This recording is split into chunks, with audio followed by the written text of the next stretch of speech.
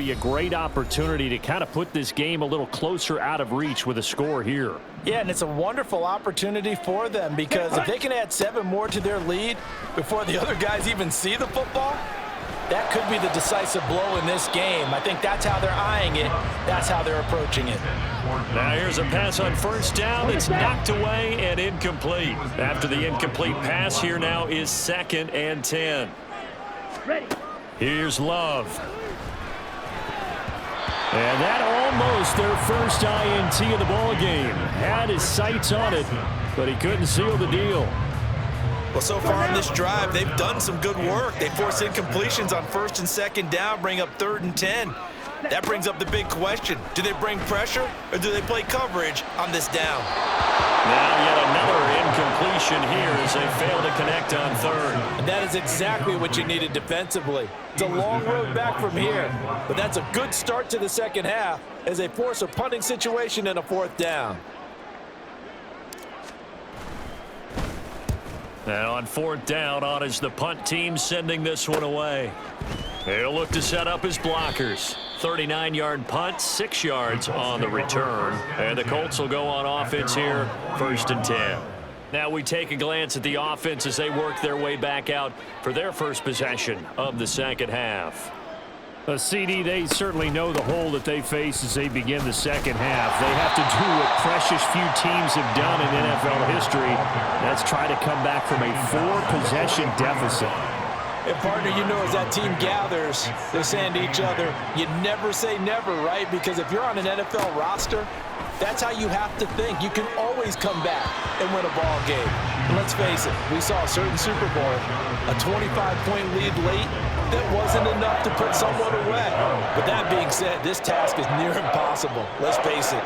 And bottom line is, it officially becomes impossible if this possession is an empty one. And Minshew with nowhere to go, and they take him to the ground. Devontae Wyatt picks up his 2nd sack of the afternoon. It's been a tough one all game long for this offensive line. They're already down big, and now you know they're just going to come after the quarterback in a big way, don't you? Yeah, they just can't get out of their own way right now. It's created an avalanche, and an avalanche is coming right on top of them. There'll be 37 yards there on the punt. The Packers ready to take over offensively.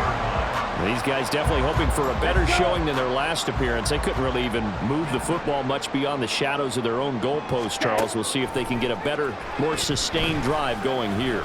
Yeah, and every team that we ever talk to says the exact same thing. When you start a drive from that deep in your own territory, the goal is a minimum of at least 2 first downs, because even if you have to punt then, you change the field position, right? You flip the field a little bit.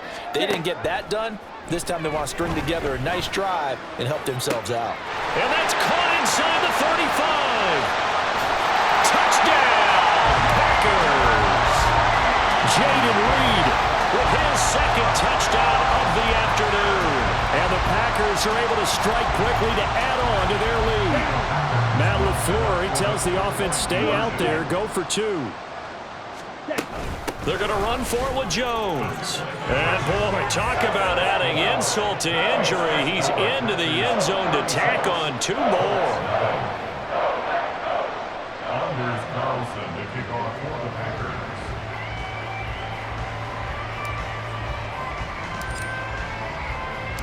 So after the made field goal, here's Carlson to send it away. Oh, trying to gauge the sun, and he muffs it. And they're going to start this drive in pretty good shape as they get it up past the 30. And now Indianapolis set to take the field. Well, the disparity in this game, it just seems to grow with each possession here, Charles. They are really struggling. They have not put up a single point, and on the other side, the points keep piling up and up and up. So you know the frustration level has to be rising, right? So they've got to find a way to quell that, because otherwise they certainly won't get anything done in this one. Keep diving deeper into the offensive playbook, but bottom line is don't quit competing. Minshew sets to throw. And the Packers give him nowhere to go, and they bring him down. Multiple rushers break through to drop him for the 7th time this game. Now on 3rd and long, they'll look to throw. Now Minshew has it knocked out. Fumble. The defensively lucky they were able to keep the football, but now 4th down, so they'll have to boot it away. I do think, though, they're going to look at this as a positive. 1, they recovered the fumble, so they retained possession. But 2, being able to punt it changes field position for them. Imagine if that turnover takes place there. Now your defense has to go onto the field and try and hold. Instead, they get a little breathing room. So a good punt, but a solid 12-yard return. A good starting field position for them here as they come up 1st and 10 at their own 43. Ready? To throw now. Here's Love. It's caught inside the 25. And it's a Packers touchdown.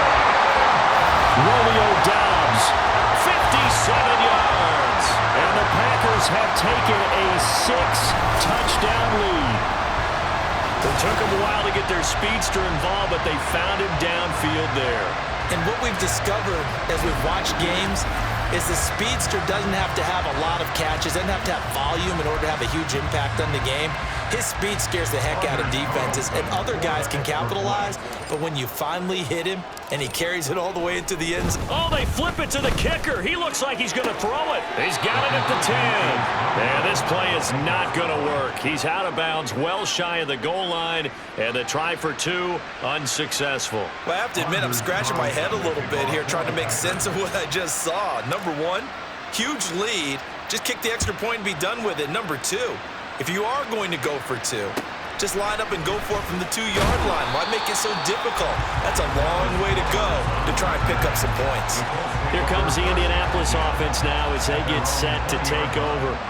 See if they can put this drive in the end zone, Charles, because it's been a little bit of a rough go at times. They've had to punt the football a ton in this ball game because of stalled-out drives. So are you saying that you're kind of tired of seeing the punter run out there and do his thing during this game? Is that what you're trying to say?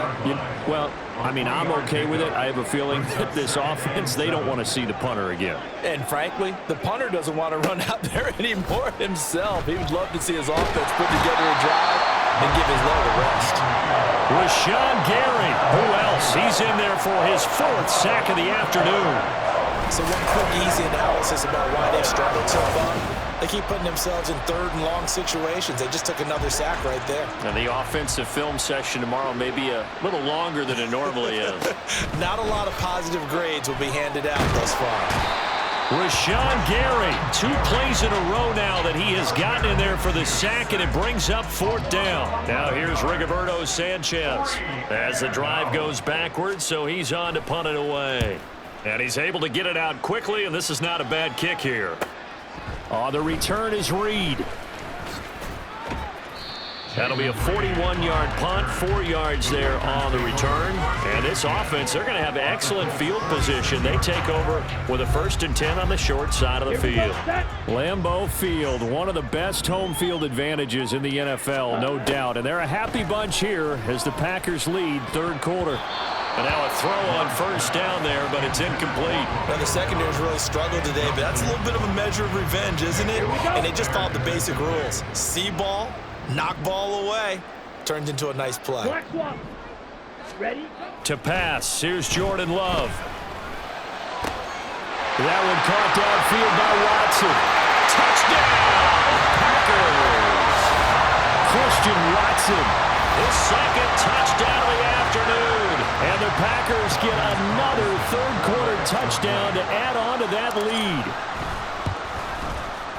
Carlson's extra point up and good. And the lead grows even larger here in the 3rd quarter. Anders Carlson to kick off for the Packers.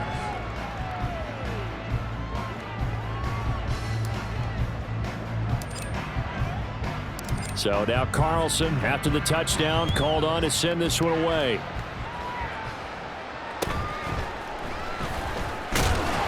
And not much happening on the return as he'll get this to about the 23. Indianapolis offense ready to go again. And right now these guys, they're shuffling a little bit, maybe doubting, because 3 straight drives have ended with them punting the football away. Yeah, so you start pointing fingers at each other a little bit, asking a lot of questions. What are you seeing? What are you getting?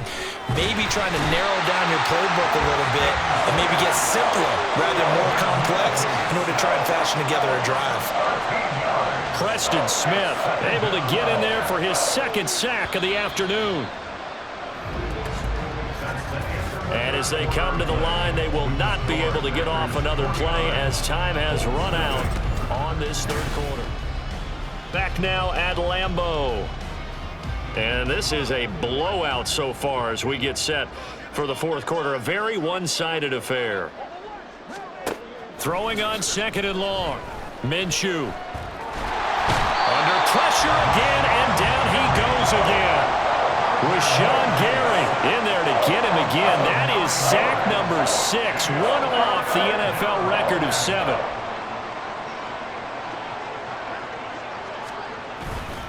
On third down, here's Taylor. And he'll get this only up to about the 3-yard line. Give him a couple on the run as it brings up a fourth down. He has just been completely taken out of this game. We're in the fourth quarter. He's single digits in the rushing department. And I know we look at him because the numbers do go to his production. But how about the guys blocking for him? They don't just have his number as a ball carrier. They've got the number of the offensive line and the other guys because they're getting to him before he can get started. Nearly a huge return as it is. Still a very good one. 24 yards. And it'll be Packer football here. First down and 10. The Green Bay offense ready to take over. We've paid this offense plenty of compliments already, but, I mean, they are deserving as they start another series. To be leading by this much with so much time left to play in the fourth, Charles, it's really, really been impressive to watch. It happened. Oh, what a read on the outside as it's intercepted. Picked off by Kenny Moore. And the Colts are going to take over once again, and they'll have it at their own 8-yard line. The Indy offense at the line and set to go.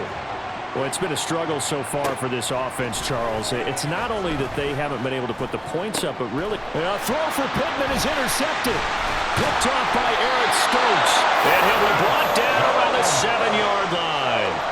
Yet another mistake after the interception there. And, gosh, you look up at the scoreboard, they just got to be thinking this one cannot get over fast enough. It certainly can't. And also what happens when you get this big of a deficit, you're supposed to make all the right throws, right? You're supposed to try and obviously get the ball to your own guys.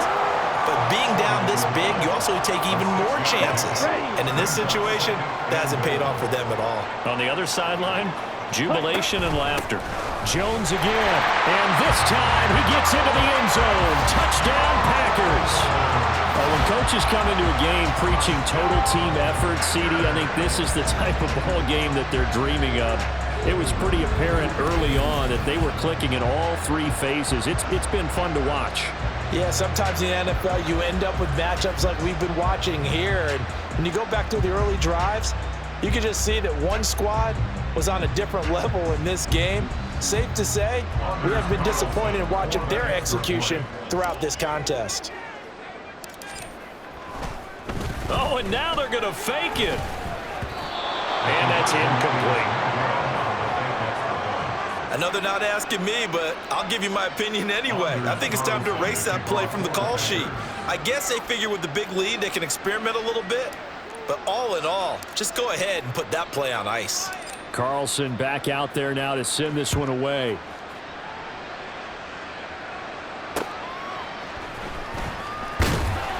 And no alley to be found. The coverage was solid, and he's dropped at the 18.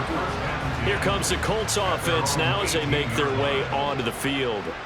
At this point, partner, things looking pretty bleak. They still haven't scored here in the fourth quarter, facing the big deficit. Silver linings, what can they look to do here offensively?